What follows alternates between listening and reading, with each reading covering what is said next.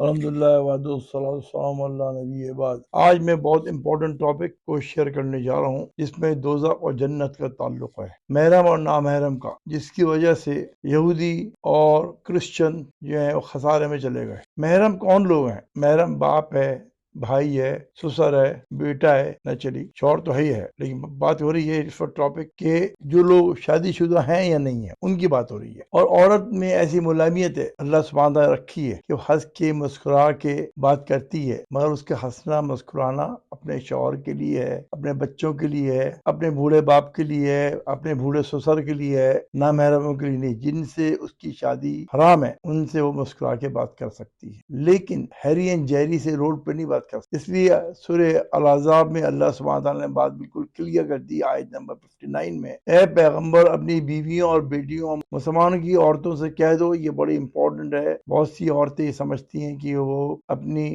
بیویوں اور بیٹیوں کی بات ہو رہی ہے، اہل بیت کی، اور مسلمان عورتوں سے کہہ دو کہ باہر نکلا کریں تو اپنے منہوں پر چادر لٹکا کر گھونگھٹ نکال لیا کریں۔ گھونگھٹ نکالنے کا مطلب یہ ہوتا ہے کہ چادر لے لیں تاکہ وہ شناخت نہ کی جائے۔ اس میں یہاں تک اسکالر نے کہا ہے کہ وہ اپنی ایک آنکھ سے دیکھیں راستے کو، اتنا اپنے آپ کو وہ چھپائیں۔ بعد میں پھر یہ ہے کہ پرشیا سے جو مسلمانوں کے آئے لوگ ہیں انہوں نے پھر ڈسٹائی بنایا اور پھر برقع چل پڑے، لیکن اوریجنلی جو ہے وہ ایک بڑی چادر ہے جس میں پورا جسم جو ہے کور ہو جاتا ہے۔ عورت اسے پتہ نہیں چلتا ہے کہ یہ کس عمر کی عورت جا رہی ہے۔ ایک تو یہ وزڈم ہے۔ دوسری بات یہ ہے کہ عورت کو پتہ نہیں کبھی مرد نہیں بنی، اس کو پتہ نہیں کہ مرد کیا چیز ہے۔ مرد جو ہے اس کے پاس جو ٹیمپٹیشن ہے وہ اپنے ہوش حواس کھو دیتا ہے، اور عورت کے چکر میں جو نامحرم مرد ہوتا ہے ہمیشہ اس کے پاس ایک خاص دلچسپی کیوں پیدا ہوتی ہے، اس کی کیوں ہی کوشش ہوتی ہے وہ اپنے آپ کو اسمارٹ بنا کے دکھائے عورت کے سامنے، چاہے وہ شادی شدہ عورت ہے کچھ بھی، یا وہ شادی شدہ مرد ہے۔ اس میں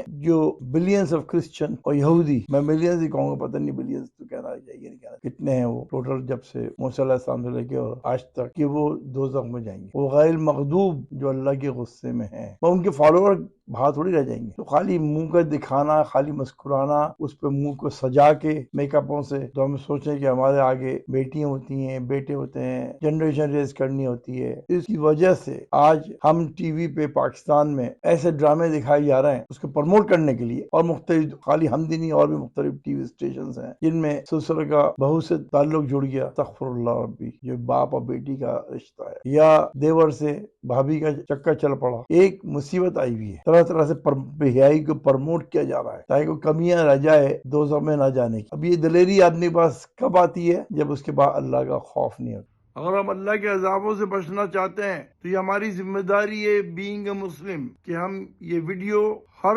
رشتہ دار اور دوستوں اور جاننے والوں کو بھیجیں جو مسلمان ہیں۔